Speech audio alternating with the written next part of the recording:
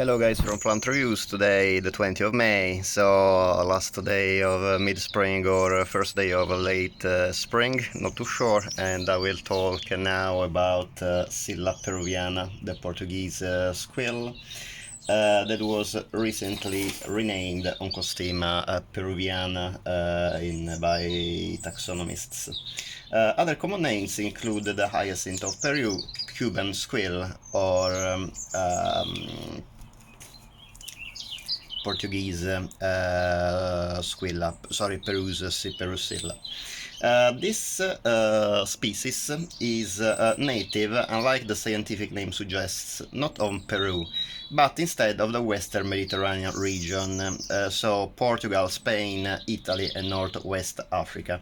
It belongs to the family Asparagaceae, subfamily Scilloideae, together with grape hyacinths and other squills. The epithet Peruvian, as I said, means from Peru. However, this was due to the fact that when Linnaeus classified in 1753 this species, he based his work on an earlier name given by another scientist, Carlos Clausius, who called this plant the Hyacinthus stellatus peruanus. According to the story, Clausius mentioned this species to grow in Antwerp, in Belgium, in the gardens of Everarius Munikoven, who reportedly got the plant from Peru. This story was mentioned also in Curtis Botanical magazine in 1804. However, we do not know if the story is true or not. It seems that this error might have originated by the fact that the bulbs were brought on a ship called Peru. So it is, for scientific correctness, actually would be better to call this Portuguese squill by the common name and not by the scientific name, as usually even if scientific names usually are the easiest and most correct way to talk about plants and animals and all living organisms.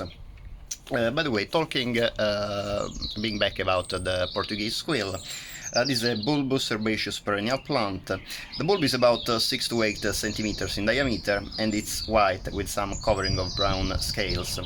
The leaves are linear, as you can see.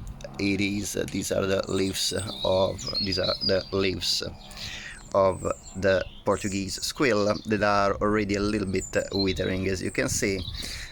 Because we are now going to late spring, and this bulb, as I will say before, goes dormant in summer. They're about 20 to 60 centimeters long and about 1 to 4 centimeters broad, as you can see.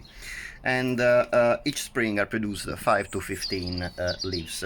The flowering stem is actually quite long, 15 to 40 centimeter tall and cylindrical. However, this plant sometimes tends to bend over, doesn't have a very erect stem. The flower is basically the flowers are arranged in a dense pyramidal raceme. As you can see, that is rounded in shape. The flowers start blooming from the side. One second, I'll try to show you. Yeah, you can see the flowers on the external parts are already fading, and basically the flowering continues towards the center of this big flower head. Each flower is composed of 6 tepals, each arranged with 1 anther, so 6 anthers in total. And you can see how the yellow of the anthers contrast beautifully with the dark blue of the anthers and a lilac blue of the petals. Also, a very nice feature is that this flower head in the center, the buds are of a much darker color than the open flowers. So that's an additional contrast that is particularly striking when you look at the beautiful flower head of this plant. Also, this plant is gorgeous when in bud. I posted a brief video a couple of weeks ago, and you can see actually the very dark buds surrounded by some they look like green projections from the main flower stem, and I would say that when it's in bud, this plant to me looks even more exotic than when it is in full flower. However, the flowers are born in a huge number. They are between 40 and 100, so the overall effect is really showy. It's a kind of blue that is not too strong, except for the dark purple in the center of the bud. So it's a very nice plant if you like pastel tones in purple and blue in your garden. About the fragrance, most squills are not fragrant, and indeed I can't really detect any fragrance in this plant. The bulbs are have to be planted in need to be planted in September, and then in winter they start sprouting, and in spring this mid to late spring this plant will bloom.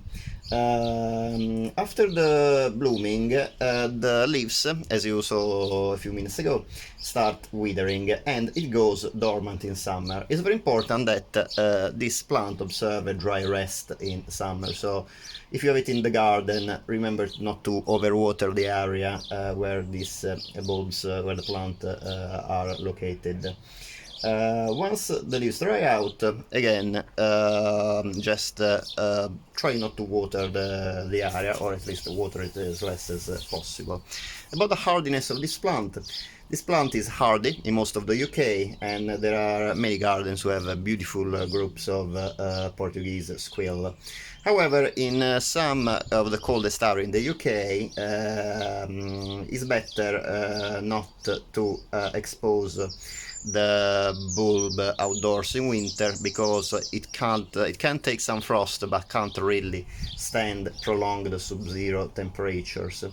So in these cases it's better either to lift the bulbs from the ground, or plant the bulbs in a pot like me. I have it bloomed beautifully in this pot together with some grape hyacinth fancy decoration and some tulipa vedensky whose flowers are now fading, and I hope to get some seeds.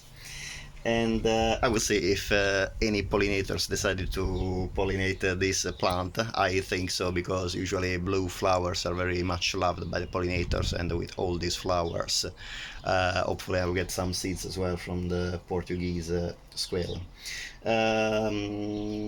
Again, once you can put the bulb, say, in a cold greenhouse, and as long obviously that the cold greenhouse is also not exposed to sub-zero temperature for a long time, and then bring it out in spring.